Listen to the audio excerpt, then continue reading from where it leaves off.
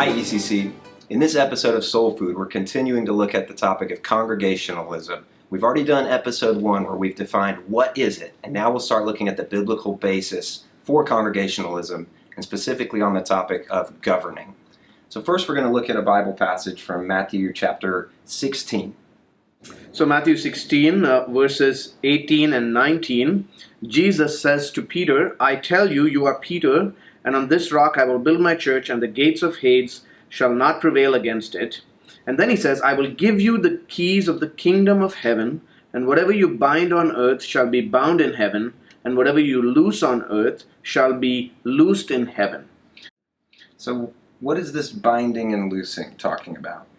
Well, it's really a reference to authority. To be able to bind or to loose, if you have a key, means you can open or close something.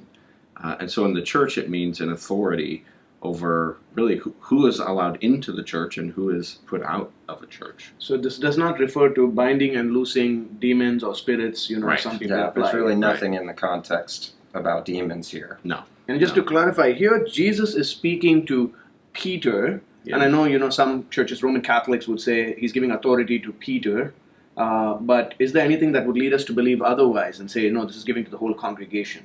Well, what's interesting is when we get to chapter 18, verses 15 to 20, Jesus uses the very same language of the binding and loosing authority for the whole church in church discipline. And it's a text we'll actually look at in our next episode. So the local church has authority, that is, the members of the church have authority to govern the church Yes. in the sense of binding and loosing, exercising the keys of the kingdom, adding and removing members. Yeah, right. So we've seen one text here that shows the biblical basis for the church congregation having authority to bind and loose, to add and remove members. So don't forget to comment, like, or share on Facebook and subscribe on YouTube, and we'll explore some more passages in our next episode.